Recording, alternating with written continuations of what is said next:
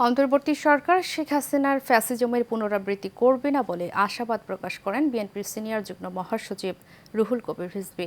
সকালে নয়াপল্টনে দলের কেন্দ্রীয় কার্যালয়ে বিএনপি চেয়ারপারসন বেগম খালেদা জিয়ার সুস্থতা কামনায় দোয়া মাহফিলে যোগ দিয়ে সব কথা বলেন তিনি। রাতের অন্ধকারে সংস্কারের মাস্টার প্ল্যান করলে জনগণ বিশ্বাস করবে না বলে মন্তব্য করেন বিএনপির জ্যেষ্ঠ নেতা। কাউসার আহমেদের রিপোর্টে থাকছে বিস্তারিত। বিএনপি চেয়ারপারসন বেগম খালেদা জিয়ার সুস্থতা কামনায় দোয়া মাহফিলের আয়োজন করে জাতীয়তাবাদী মুক্তিযোদ্ধা দল। দোয়ার আগে বক্তৃতায় নির্বাচিত সরকারের প্রয়োজনীয়তার কথা জানান বিএনপি নেতারা।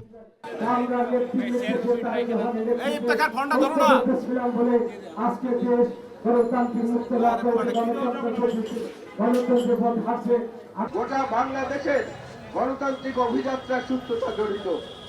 গোটা বাংলাদেশকে আবার নির্বাচিত গণতান্ত্রিক পদ্ধতিতে পরিচালনা করার যে ব্যবস্থা, সেই ব্যবস্থার দিকে এগিয়ে যাওয়ার জন্য তার মুক্তি একান্ত প্রয়োজন।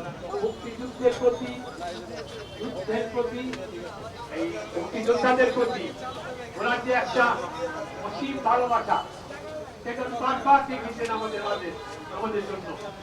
অনুষ্ঠানের প্রধান অতিথির বক্তব্যে বিএনপির সিনিয়র যুগ্ম মহাসচিব রুহুল কবির রিজভী বলেন, অন্তর্বর্তী সরকারের প্রতি জনগণ যে আস্থা রেখেছে সেই মর্যাদা অক্ষুণ্ণ রাখতে হবে।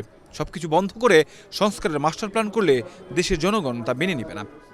অনেক প্রত্যাশা অন্তর্বর্তীকালীন সরকারের প্রতি, যে তারা যা করবে সেটি নিশ্চয়ই শেখ হাসিনার ফ্যাসিজমের পুনরাবৃত্তি হবে না। এটা আমরাও সবাই বিশ্বাস করি। আমরা এও বারবার বলেছি, এখন পার্টি অফিস থেকে ডানে বামে কোথাও গেলে পড়ে আগের মতো আর ভয় লাগে না। বাংলাদেশের অনেক গুম খুনের সাথে ভারত জড়িত উল্লেখ করে তিনি বলেন, শেখ হাসিনা ও ভারতের ষড়যন্ত্র রুখতে সবাইকে ঐক্যবদ্ধ থাকতে হবে।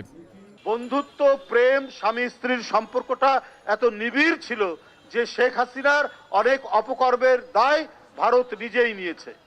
অন্তর্বর্তীকালীন সরকারের প্রতি দেশবাসীর প্রত্যাশার কথা জানিয়ে দ্রুত একটি অবাধ ও সুষ্ঠু নির্বাচনের ব্যবস্থা করার আহ্বান জানান রুহুল কবির রিজভী। কাউসার আহমেদ, এশিয়ান টেলিভিশন, ঢাকা।